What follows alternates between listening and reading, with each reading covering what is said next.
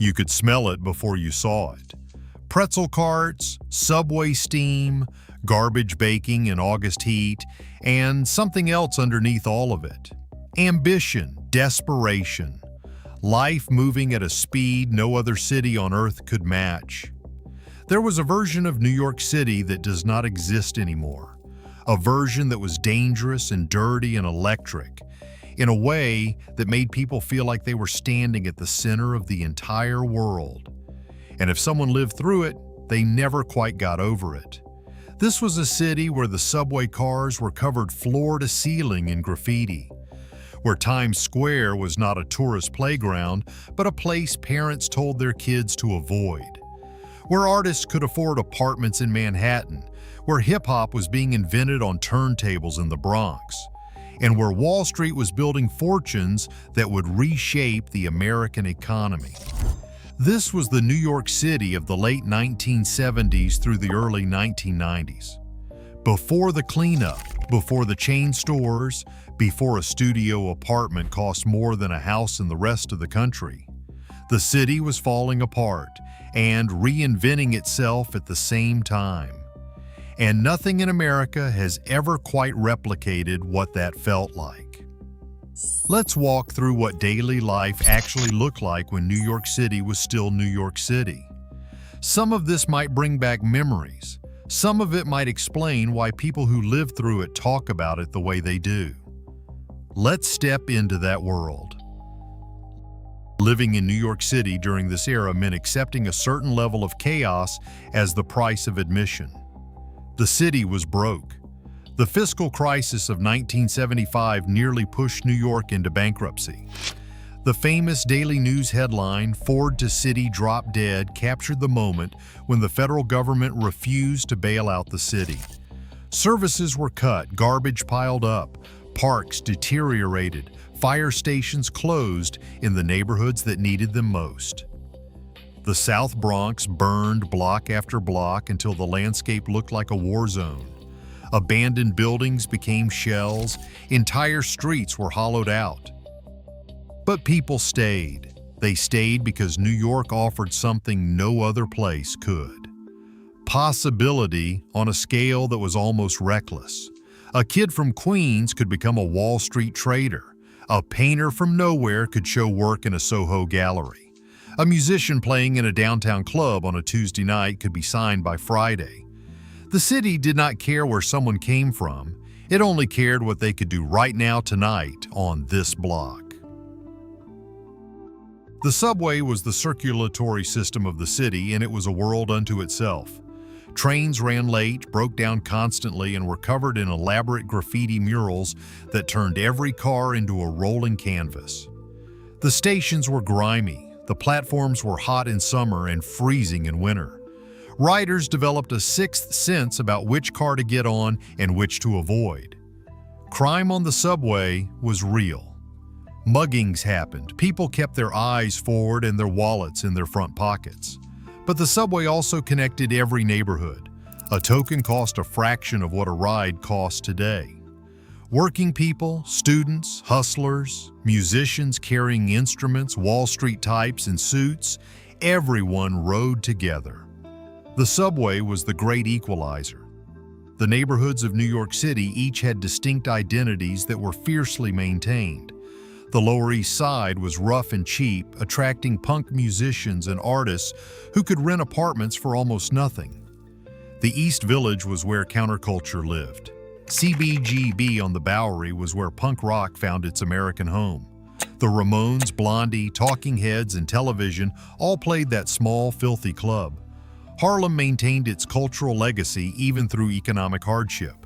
The Apollo Theater remained sacred ground. Brooklyn was not yet a global brand. It was working class, diverse, and proud of it.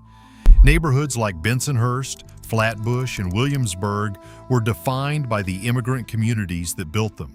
Italian bakeries, Caribbean restaurants, Hasidic communities, and Puerto Rican bodegas existed blocks apart.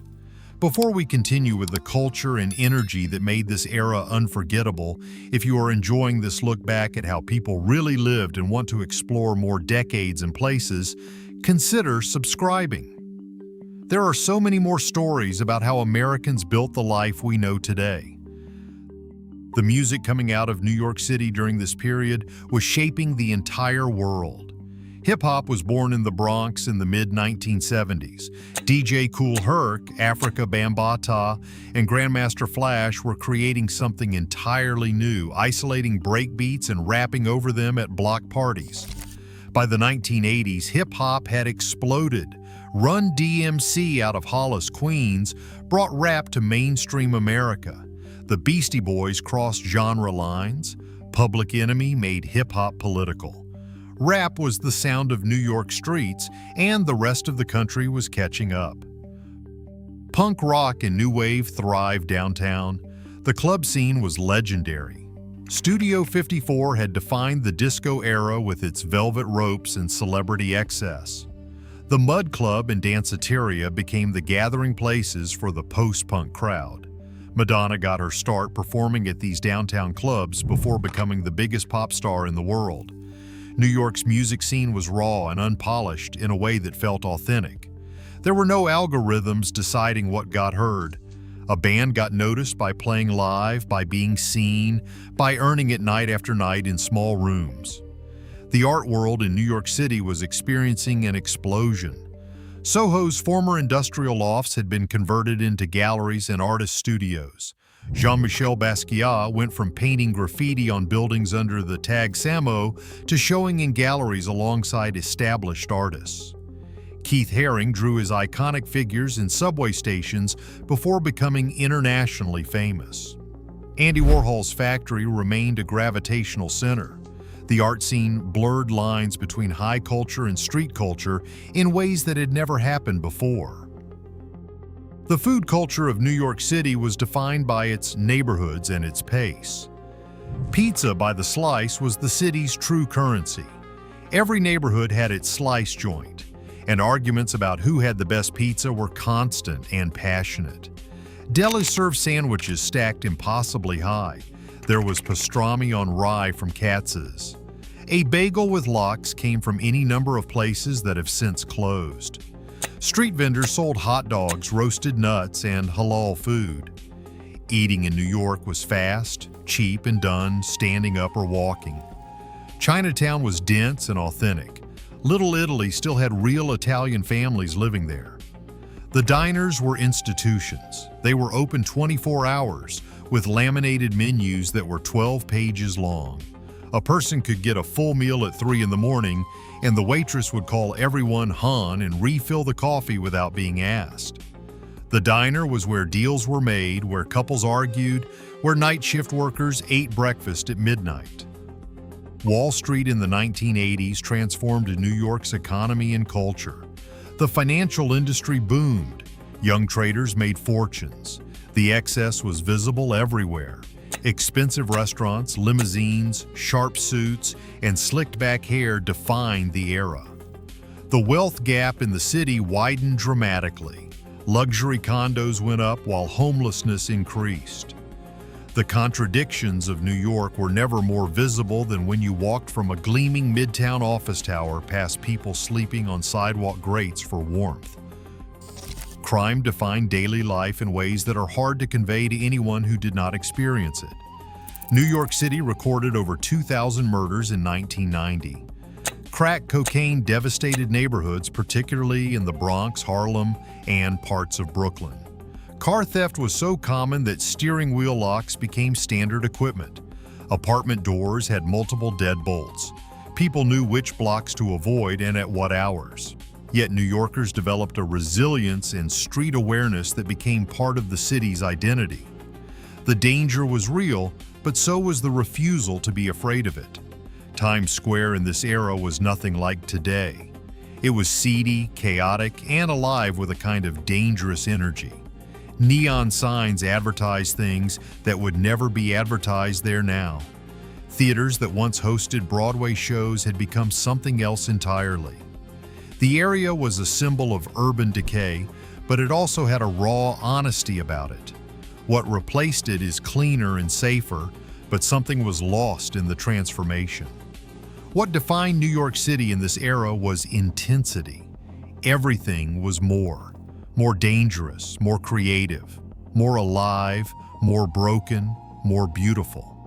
The city was not curated or sanitized. It was not designed for tourists or Instagram. It was a place where people went to become something, knowing the city might chew them up in the process.